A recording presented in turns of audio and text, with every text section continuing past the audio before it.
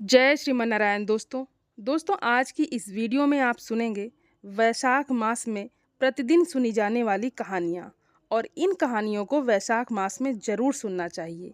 इससे व्यक्ति की सभी मनोकामनाएं पूर्ण होती हैं और घर में धन धान्य और सुख समृद्धि में बढ़ोतरी भी होती है।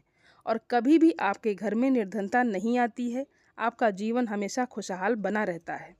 तो आप सभी लोग वैशाख मास में इन कहानियों को ज़रूर सुनें।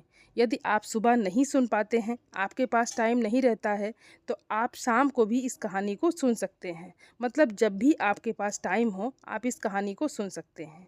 और साथ ही में वैशाख मास महात्म्य की कथा भी ज़रूर सुनिए, जो कि हमारे चैनल पर प्रतिदिन सुनाई जा रही है। तो आइए हम सभी प्रेम पूर्वक सच्ची श्रद्धा के साथ सबसे पहले विघ्नहर्ता गणेश जी की कथा को सुनते हैं। एक समय की बात है, गणेश जी महाराज एक सेठ जी के खेत से होकर गुजर रहे थे। तब उन्होंने उत्सुकता से 12 दाने अनाज के तोड़ लिए। अब 12 दाने अनाज के तो तोड़ लिए, लेकिन गणेश जी के मन में आया कि अरे, ये तो सेठ जी के यहाँ चोरी हो गई। वो तो अपने मन में पछतावा करने लगे और सोचने लगे, ये तो मुझसे बड़ा भारी पाप हो गया। अब मैं क्या करूं? मेरा ये पाप कैसे उतरेगा? तभी गणेश जी को एक युक्ति सूझी कि चलो, मैं सेठ जी के यहाँ 12 साल तक नौकरी पर रह जाता हूँ। ऐसा करने से मेरे पाप कम हो जाएंगे। बस गणेश जी ने एक बालक का रूप धारण किया और सेठ जी के घर चले गए और कहने लगे, सेठ जी, मुझे आप अपने यहाँ काम पर रख लो। अब सेठ जी को नौकर की ज़रूरत थी, तो उन्होंने उसे काम पर रख लिया। अब सेठ जी के यहाँ गणेश जी नौकर बनकर रहने लगे, कुछ काम करने लगे। एक दिन की बात है, सेठानी जी राख से हाथ धो रही थी, तो गणेश जी ने देखा तो सेठानी का हाथ पकड़ा और मिट्टी से धुलवा दिया। सेठानी को तो बड़ा अजीब लगा। वो तो गई भागी भागी सेठ जी के पास, बोली, ये कैसा नौकर रख लिया है, ये मेरा हाथ पकड़ लिया। गणेश जी को सेठ जी ने बुलवाया और पूछा, क्यों भाई, तूने ऐसा क्यों किया? तूने सेठानी का हाथ क्यों पकड़ा? तो गणेश जी बोले कि मैंने तो एक सीख की बात बताई है। राख से हाथ धोने से घर की लक्ष्मी नाराज होकर चली जाती हैं। मिट्टी से हाथ धोने से घर की लक्ष्मी लौटकर आ जाती हैं। सेठ जी ने सोचा, बात तो सही कह रहा है, तो उसे माफ़ कर दिया। ऐसा करते करते ही कई दिन बीत गए। थोड़े दिनों बाद कुंभ का मेला आया, तो सेठ जी बोले, भाई देखो, मुझे तो व्यापार में बिल्कुल समय नहीं मिलता। ऐसा कर, तू सेठानी को कुंभ के मेले में ले जा और वहाँ स्नान ध्यान करवा के ले आ। तो गणेश जी, जो सेठ के यहाँ नौकर बने थे, सेठानी को लेकर कुंभ के मेले में चले गए और वहाँ जाकर सेठानी किनारे पर बैठकर थोड़ा थोड़ा पानी डालकर नहाने लगी। तो गणेश जी ने पकड़ा सेठानी का हाथ और आगे जाकर बीच नदी में डुबकी लगवा कर ले आए। घर आकर सेठानी ने सेठ जी से फिर शिकायत करने लगी, ये आपने कैसा नौकर रख लिया है, मेरी इज्जत ही नहीं करता।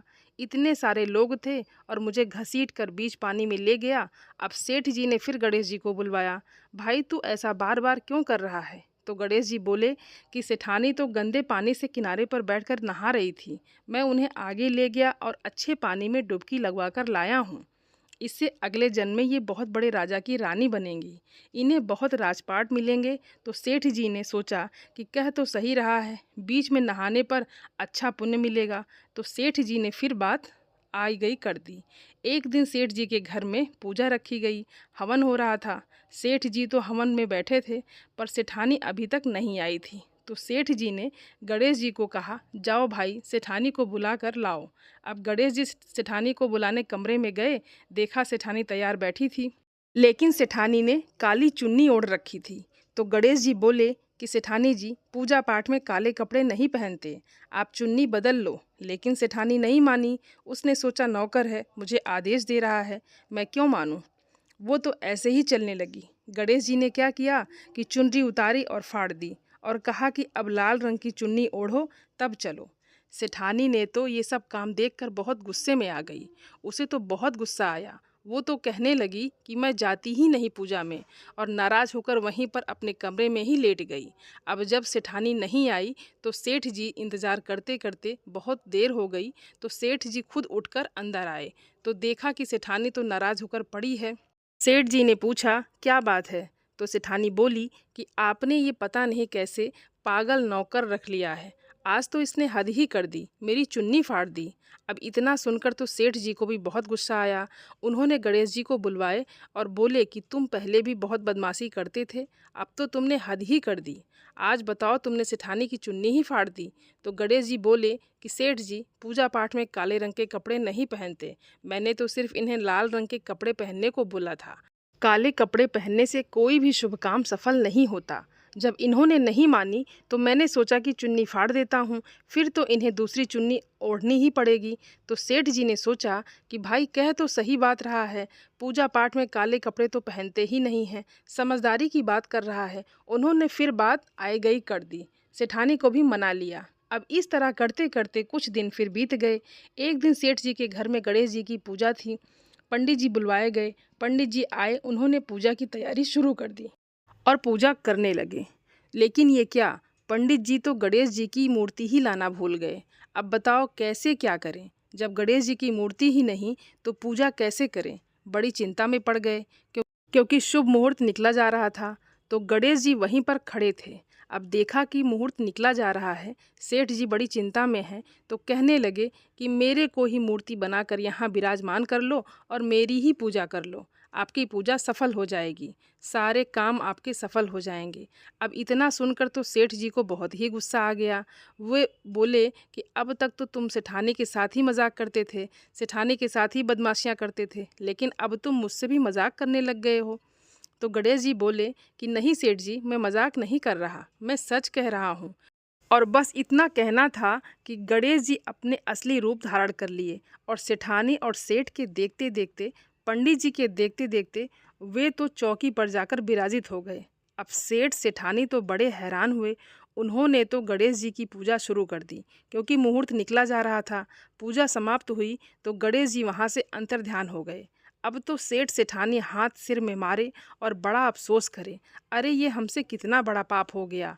इतने सालों से हम गणेश जी को नौकर बनाकर रख रहे थे, हमने उनसे कितना काम कराया, उन्हें कितना कुछ कहा। ऐसा सोच सोच कर तो सेठ जी और सेठानी बहुत दुखी हो रहे थे।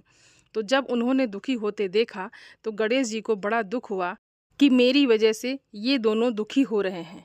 तो रात को सपने में आए सेठ जी के और बोले कि सेठ जी, आप दुखी मत हो, मैंने आपके खेत से 12 अनाज के दाने तोड़े थे, बस उसी का पाप उतारने के लिए मैंने आपके घर में 12 साल तक नौकरी की है। आपको दुख करने की कोई ज़रूरत नहीं है। मैं आपकी मर्जी से आपके यहाँ नौकर बन के आया था और मेरे जाने से आपके घर में कोई भी घाटा नहीं होगा। आपके घर में किसी भी चीज़ की कमी नहीं रहेगी। आपका घर हमेशा ही धन धान से भरा रहेगा। आपको सब तरह के सुख मिलेंगे। गणेश जी के आशीर्वाद से सेठ सेठानी पुत्रवान धनवान हो गए। हे गणेश जी भगवान, जैसी कृपा आपने सेठ सेठानी पर की, वैसे ही सब पर करना। कहते सुनते हुंकारा भरते, सब पर अपनी कृपा बनाए रखना। बोलिए गणेश जी महाराज की जय। और आइए अब सुन लेते हैं बैसाख स्नान की दूसरी कहानी। किसी गांव में एक बुढ़िया माई रहती थी। बुढ़िया माई का एक बेटा था, बहू थी, पोते पोती थी और सबके साथ बुढ़िया माई आनंद के साथ अपने घर में रहती थी। भगवान की कृपा से बुढ़िया माई के घर में किसी भी चीज़ की कमी नहीं थी। खूब अन्न धन के भंडारे भरे हुए थे। बुढ़िया माई विष्णु भगवान की बहुत बड़ी भक्त थी। रोज़ भगवान विष्णु के मंदिर में जाती, उनकी पूजा करती और कार्तिक के महीने में, माघ के महीने में, वैशाख के महीने में पूरे महीने का स्नान करती और व्रत करती, खूब पूजा पाठ करती और जितना हो सकता दान भी देती। बुढ़िया माई अपना पूरा समय श्री हरि विष्णु भगवान की पूजा अर्चना में ही व्यतीत करती, खूब भजन कीर्तन करती। एक दिन की बात है, बुढ़िया माई का बेटा बोला, माँ, तुम भगवान की इतनी पूजा पाठ करती हो, भगवान की इतनी कृपा भी है तुम्हारे ऊपर, उनकी कृपा से हमारे घर में किसी भी चीज़ की कमी नहीं है, फिर भी तुम हर समय पूजा पाठ में क्यों लगी रहती हो। तब बुढ़िया माई कहने लगी, बेटा, भगवान की कृपा से मेरे पास सब कुछ है। अब तो बस मेरी एक ही इच्छा है कि मुझे भगवान के दर्शन हो जाए और भगवान के दर्शन कर लूँ तो मेरी देह छूट जाए। तब अपनी माँ की बातें सुनकर बेटा ज़ोर ज़ोर से हंसने लगा और बोला, माँ, भगवान के दर्शन ऐसे नहीं होते, उन्हें पाने के लिए घर बार छोड़ना पड़ता है, जंगलों में घूमना पड़ता है, साधु संतों का संग करना पड़ता है, तब जाकर कहीं भगवान के दर्शन होते हैं। ऐसे घर में रहते तुम कीर्तन करती रहोगी तो भगवान के दर्शन नहीं होंगे। अब बुढ़िया माई को अपने बेटे की बातें लग गई। बुढ़िया माई तो अगले ही दिन अपना घर छोड़कर चल दी।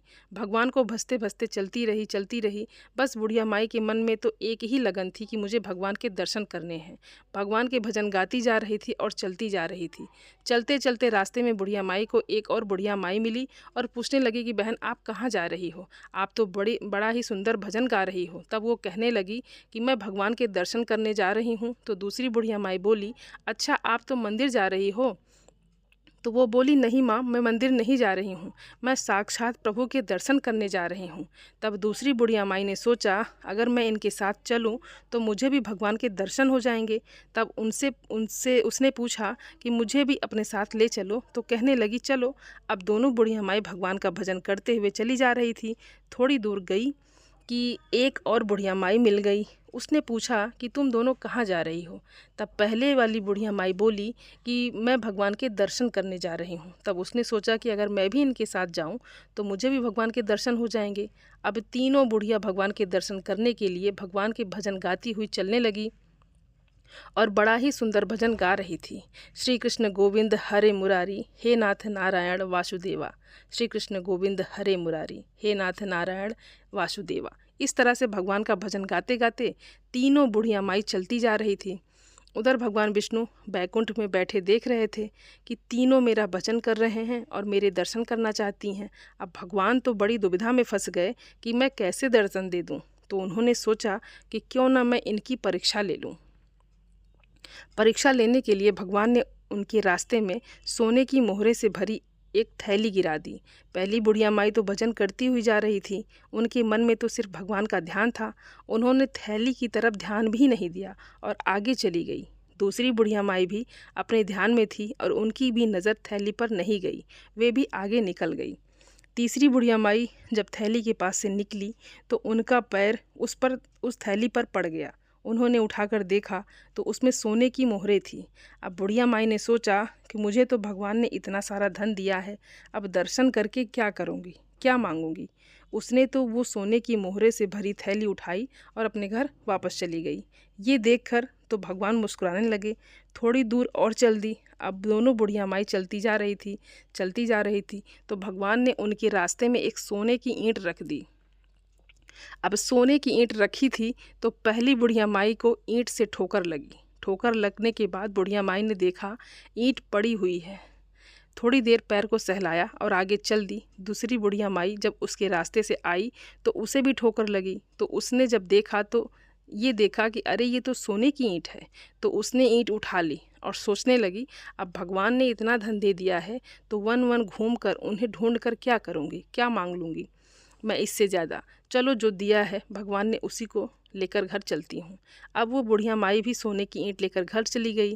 अब पहली बुढ़िया माई जो भगवान के दर्शन करने निकली थी, अकेले ही भगवान का भजन गाती गाती चलती जा रही थी और भगवान को पुकारती जा रही थी। श्री कृष्ण गोविंद हरे मुरारी, हे नाथ नारायण वासुदेवा। बार बार भगवान से प्रार्थना कर रही थी कि हे भगवान, मुझे दर्शन दे दो, हे भगवान, मुझे दर्शन दे दो। अब भगवान ने आखिरी परीक्षा के लिए बुढ़िया माई के आगे हीरे मोतियों का ढेर लगा दिया। बुढ़िया माई ने देखा बहुत सारे हीरे मोती हैं, लेकिन उनके मन में जरा भी लालच नहीं आया और वो कहने लगी, प्रभु, बहुत सस्ते में पीछा छुड़ाना चाहते हो। और ऐसा कहकर वे तो भगवान विष्णु की जय बोलती हुई, भगवान के वचन गाती हुई आगे चल दी। अब भगवान ने परीक्षा लेने के लिए खूब आंधी तूफान चला दिए। बहुत तेज बारिश होने लगी, लेकिन बुढ़िया माई तो भगवान की धुन में खोई चलती ही जा रही थी। अब भगवान ने सोचा कि बुढ़िया माई तो दर्शन किए बिना नहीं मानेगी। इसीलिए भगवान श्री विष्णु बुढ़िया माई के सामने प्रकट हो गए और उन्हें अपने साक्षात दर्शन दिए और कहने लगे, बुढ़िया माई, मैं तुम्हारी भक्ति से बहुत प्रसन्न हूँ, तुम अपने मन का कोई भी वरदान मुझसे मांग लो। तब वो कहने लगी, प्रभु, मेरी तो बस आखिरी इच्छा ही आपके दर्शनों की थी, आपने मुझे दर्शन दे दिए, मेरा जीवन सफल हो गया। और ऐसा कहकर बुढ़िया माई भगवान के चरणों में गिर गई और वहीं पर उन्होंने अपने प्राण त्याग दिए। तभी बैकुंठ से एक बहुत सुंदर विमान उतरा और स्वयं श्री हरि विष्णु भगवान बुढ़िया माई को अपने साथ बैकुंठ लोक में ले गए। बोलिए श्री हरि विष्णु भगवान की जय। आइए अब सुनते हैं पीपल देवता की कहानी। किसी गांव में एक ब्राह्मण ब्राह्मणी रहते थे। ब्राह्मण का पीपल की सेवा का नियम था। ब्राह्मण देवता रोज पीपल देवता की पूजा करते, जल से सींचते और परिक्रमा करते, दिया जलाते और उसी के बाद कुछ भी अन्न जल ग्रहण करते। बिना पीपल की पूजा किए तो पानी की एक बूंद भी ग्रहण नहीं करते थे। इस तरह से पीपल देवता की पूजा करते करते ब्राह्मण को पूरा जीवन बीत गया। एक दिन पीपल देवता ने सोचा कि ब्राह्मण ने सारा जीवन मेरी सेवा की है, मेरी पूजा की है, मुझे इसे कुछ तो देना चाहिए। जब अगले दिन ब्राह्मण पीपल की पूजा करने के लिए आए, तब पीपल सींच कर परिक्रमा कर रहे थे तो पीपल में से आवाज़ आई, तू मांग मैं देऊँ, तू मांग मैं देऊँ। ब्राह्मण ने आवाज़ सुनी तो चारों ओर देखने लगे कि आवाज़ कहाँ से आ रही है, पर उन्हें तो आसपास कोई भी दिखाई नहीं दिया। अब ब्राह्मण आश्चर्य में पड़ गए। इसके बाद तो रोज़ ऐसा ही होने लगा। जब भी ब्राह्मण देवता पीपल की पूजा करने जाते, रोज़ पीपल में से आवाज़ आती कि तू मांग और मैं देऊं। ये सब देखकर ब्राह्मण घबराने लगे, क्योंकि उन्होंने सुन रखा था कि पीपल के पेड़ पर तो भूतों का वास होता है। तब उन्होंने सोचा कि कहीं ये आवाज़ किसी भूत प्रेत की तो नहीं है। ब्राह्मण देवता घबराकर अपने घर आ जाते और घर आकर भोजन भी नहीं करते। ऐसा कुछ दिन तक हुआ तो ब्राह्मणी ने देखा तो पूछने लगी कि ब्राह्मण देवता किस चिंता में बैठे हो, क्या बात है। तब ब्राह्मण ने सारी बात बताई तो ब्राह्मणी बोली, अरे आप तो बहुत ही भोले हैं। पीपल के पेड़ पर भूत प्रेतों का वास नहीं होता, बल्कि पीपल के पेड़ में तो ब्रह्मा विष्णु और महेश का वास होता है, पितरों का वास होता है, लक्ष्मी जी का वास होता है। हो सकता है ये आवाज़ भगवान की हो, भगवान आपकी भक्ति से प्रसन्न हुए हों और आपको वर देना चाहते हों। तब ब्राह्मण देवता जब अगले दिन पीपल सींचने गए तो फिर से आवाज़ आई कि तू मांग मैं देऊँ। तो ब्राह्मण देवता ने पूछा कि आप कौन हैं और मुझे क्या देना चाहते हैं। तब पीपल में से आवाज़ आई कि मैं पीपल देवता हूँ, तेरी पूजा से, तेरी भक्ति से बहुत प्रसन्न हूँ और तुझे कुछ देना चाहता हूँ, तो तू मांग ले। ब्राह्मण देवता बोले कि मुझे तो कुछ भी मांगना नहीं आता, मुझे नहीं पता कि क्या मांगना चाहिए। तब पीपल में से आवाज़ आई कि तुम अपनी पत्नी से पूछ लेना। फिर ब्राह्मण घर आ गए और ब्राह्मणी से बोले कि तुम तो सही कहती थी, वो आवाज़ तो भगवान की है। मुझे कुछ देना चाहते हैं पर मुझे नहीं पता कि मैं क्या मांगूं। तो ब्राह्मणी बोली कि आप पीपल देवता से कहना कि मुझे 9 करोड़ की माया दें, 16 साल की काया दें, बेटा दें, पोता दें, पूरा परिवार दें, सारे सुख दें। तब ब्राह्मण देवता ने अपनी पत्नी की बात मानी और अगले दिन जब पीपल की पूजा करने गए और रोज की तरह से आवाज़ आई, तब ब्राह्मण ने वही बात कह दी जो ब्राह्मणी ने कही थी। ब्राह्मण ने पीपल देवता से कहा कि मुझे 9 करोड़ की माया दो, 16 साल की काया दो, बेटा दो, पोता दो, पूरा परिवार दो और सारा सुख दो। पीपल देवता सोचने लगे कि ब्राह्मण देखने में सीधा साधा था, कहता था मांगना नहीं आता है, पर सारी ही चीज़ें मांग ली। फिर बोले कोई बात नहीं, तूने जो जो मांगा है सब तुझे देता हूँ। ब्राह्मण थोड़ी देर पर वहाँ खड़े रहे, लेकिन जब उनके हाथ में कुछ भी नहीं आया तो निराश होकर वापस आने लगे। मन ही मन सोचने लगे कि पीपल देवता कहते थे कि तुझे सब देता हूँ, दिया तो कुछ भी नहीं। इसी तरह अपने विचारों में मग्न चले आ रहे थे और अपनी कुटिया से आगे निकल गए। उन्होंने तो ध्यान भी नहीं दिया कि उनकी कुटिया की जगह अब एक आलीशान महल खड़ा था। जब अपने घर से आगे निकल गए तब पीछे से ब्राह्मणी ने आवाज़ लगाई कि कहाँ जा रहे हो। ब्राह्मण ने पीछे मुड़कर देखा तो एक सजी धजी औरत खड़ी थी। रेशम जरी की साड़ी पहन रखी थी, बहुत सारे गहने पहन रखे थे। ब्राह्मण देवता तो इस वेश में अपनी पत्नी को पहचान ही ना सके। तो ब्राह्मणी ने दोबारा आवाज़ लगाई, कहने लगी कि कहाँ जा रहे हो, अपने घर में क्यों नहीं आते। तब ब्राह्मण बोले कि तुम्हारा वेश कैसे बदल गया, इतने सारे गहने, इतने सुंदर कपड़े। तब ब्राह्मणी बोली कि पीपल देवता का आशीर्वाद है, पीपल देवता ने आपकी मनोकामना पूरी कर दी है, आपने जो भी मांगा था सब दे दिया। तब ब्राह्मण देवता पूछने लगे कि लेकिन हमारी कुटिया कहाँ गई और ये महल किसका है। तो ब्राह्मणी बोली आप अंदर तो चलो, सब पता चल जाएगा। ब्राह्मण देवता अंदर गए तो देखते क्या हैं कि बहुत बड़ा परिवार हो रहा है, बेटे पोते नाती धोते सब घूम रहे हैं। तो ब्राह्मणी बोली कि जैसे आपने मांगा था पीपल देवता ने हमें सब दे दिया, देखिए सारा परिवार हमारा ही है। अब तो ब्राह्मण देवता बहुत ही खुश हो गए और उन्होंने मन ही मन पीपल देवता को बहुत धन्यवाद किया। हे पीपल देवता, जैसे आपने ब्राह्मण की मनोकामना पूरी की, वैसे ही आपकी पूजा करने वाले, कथा पढ़ने वाले, कथा सुनने वाले सबकी मनोकामना पूरी करना। बोलिए पीपल महाराज की जय। और आइए अब सुनते हैं तुलसी माता की कहानी। बहुत समय पहले की बात है। किसी गांव में एक बुढ़िया माई रहती थी। बुढ़िया माई भगवान विष्णु की भक्त थी। रोज भगवान विष्णु के मंदिर में जाती और पूजा करती थी। मंदिर से आते समय तुलसी देवी की पूजा करती, तुलसी देवी के विड़वे को सींचती, पूजा करती, परिक्रमा करती, वहाँ पर साफ सफाई करती। ये उनका रोज का काम था। अपनी पूजा पाठ समाप्त करके जब घर को आती तो तुलसी माता से प्रार्थना करती, हे तुलसी माता, मैं तेरा भिड़वा सींचती हूँ, तू मुझे बहू दे। हे तुलसी माता, सत की दाता, मैं भिड़वा सींचूं, तेरा तू कर निस्तारा मेरा। हे तुलसी माता, अड़वा दे, कड़वा दे, पीतांबर की धोती दे, मीठा मीठा घास दे, वैकुंठ का वास दे, चटके की चाल दे, पटके की मौत दे, झालर की झनकार दे, दाल भात का जीवन दे, एकादशी का दिन दे और कृष्ण का कांधा दे। ऐसी प्रार्थना बुढ़िया माई रोज करती। बुढ़िया माई की प्रार्थना सुनकर तुलसी माता सूखने लगी। भगवान ने देखा तो उन्हें बड़ी चिंता हुई। उन्होंने तुलसी माता से पूछा, हे देवी, क्या बात है? तुम्हारे पास तो इतनी औरतें आती हैं, तुम्हारी पूजा करती हैं, गाती हैं, बजाती हैं, तुम्हें तो खुश रहना चाहिए, हरी भरी होना चाहिए, तुम सूखती जा रही हो। तब तुलसी माता बोली, हे भगवान, बस मेरे मन की मत पूछो।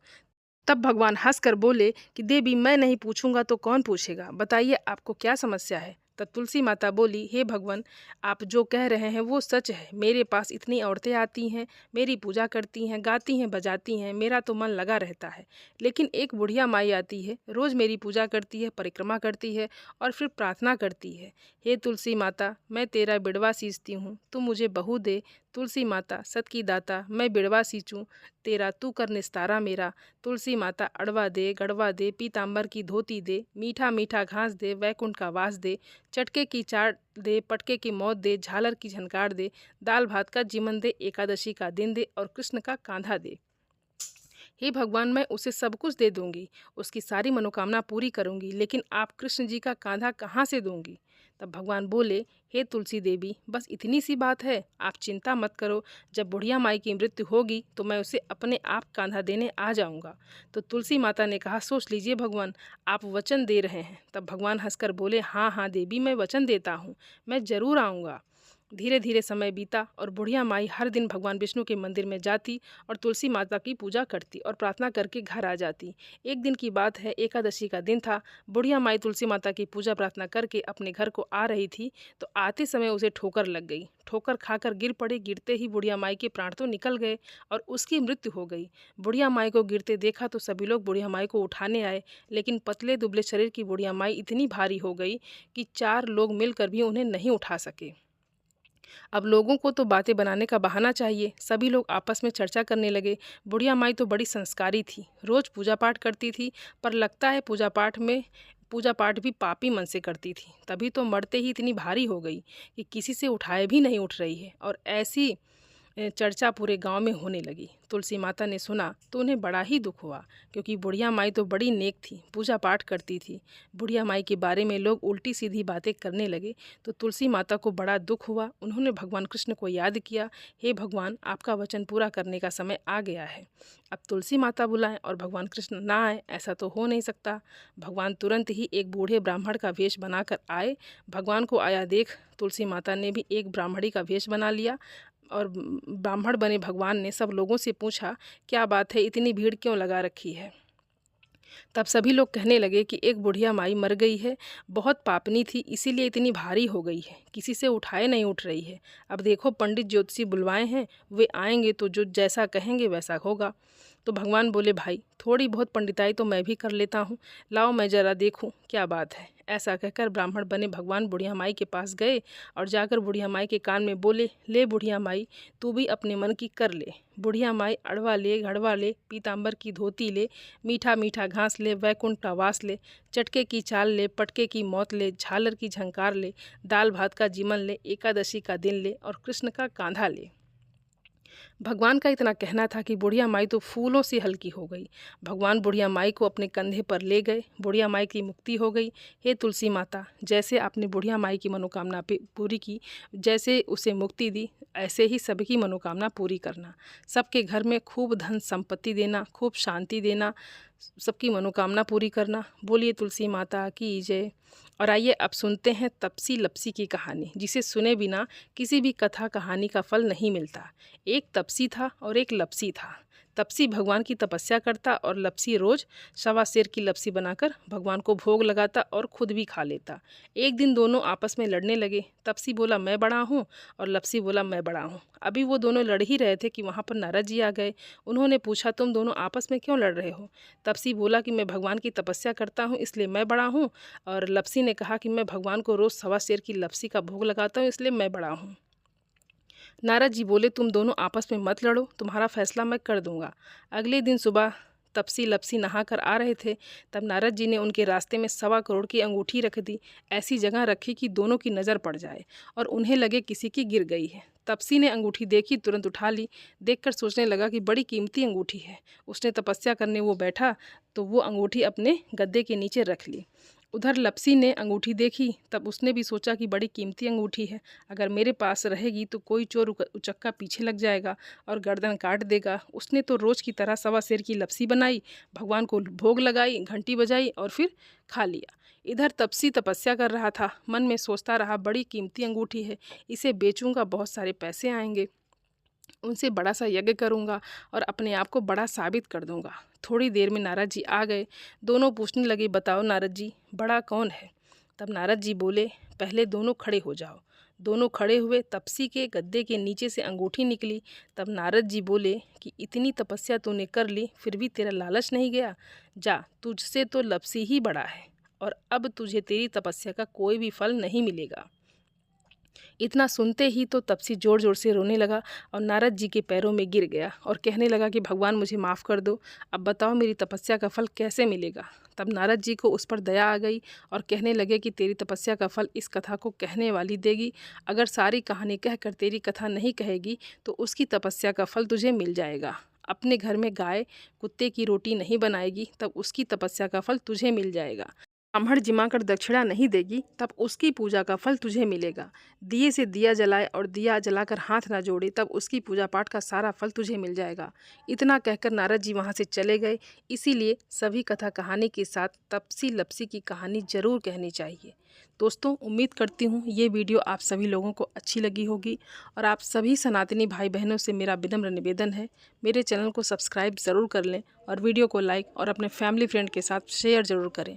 आप सभी को जय श्रीमन नारायण। धन्यवाद दोस्तों।